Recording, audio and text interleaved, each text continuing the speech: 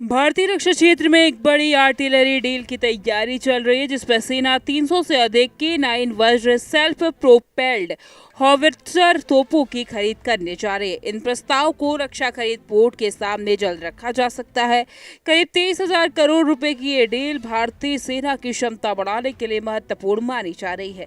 L&T और दक्षिण कोरियाई कंपनी के सहयोग से इन तोपों का निर्माण भारत में किया जाएगा। इससे न केवल सेना की मारक क्षमता बढ़ेगी, बल्कि आधुनिक युद्ध क्षमता को भी मजबूती मिलेगी। विशेषज्ञों के अनुसार ये खरीद भारतीय सेना के लिए गेम चेंजर साबित हो सकती है।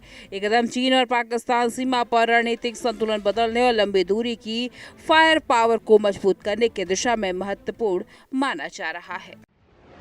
K9 वज्र नई आर्टिलरी शक्ति, सेना की नई ताकत, सीमा पर बढ़ती शक्ति।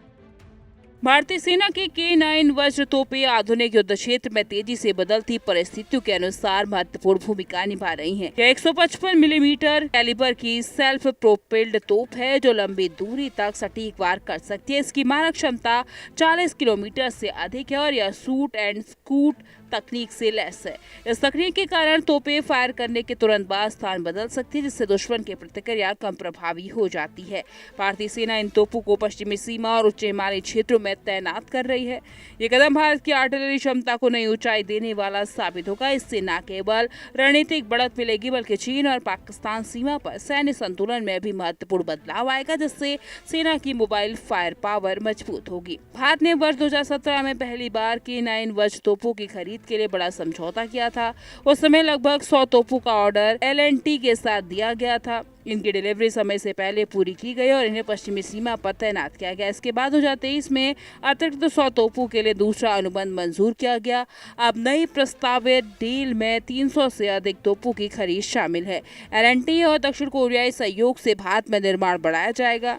ये डील भारतीय रक्षा उद्योग के लिए आत्मनिर्भरता की दिशा में महत्वपूर्ण कदम है। इससे सेना की आर्टिलरी क्षमता में उल्लेखनीय वृद्धि होगी और चीन पाकिस्तान सीमा पर रणनीतिक मजबूती मिलेगी, जबकि हाई एल्टीट्यूड क्षेत्रों में भी इसका प्रभाव पड़ेगा, जिससे भविष्य की युद्ध तैयारी मजबूत होगी। मोबाइल फायर पावर में इजाफा, आधुनिकीकरण योजना तेजी से आगे। भारतीय सेना की नई आर्टिलरी योजना के तहत K9 वज्र तोपों की बड़ी खेप शामिल की जा रही है। प्रस्ताव रक्षा खरीद बोर्ड और रक्षा मंत्रालय की मंजूरी प्रक्रिया में आगे बढ़ रहा है। अनुमोदन मिलने के बाद L&T और कोरियाई साझेदार के साथ अनुबंध साइन किया जाएगा। इस परियोजना के तहत 2027 से 2030 तक चरणबद्ध तरीके से डिलीवरी पूरी की जाएगी। सेना इन तोपों को पश्चिमी और उत्तरी सीमाओं पर तैनात करेगी और इनकी तैनाती से लंबी दूरी की फायर पावर और मोबाइल क्षमता बढ़ेगी।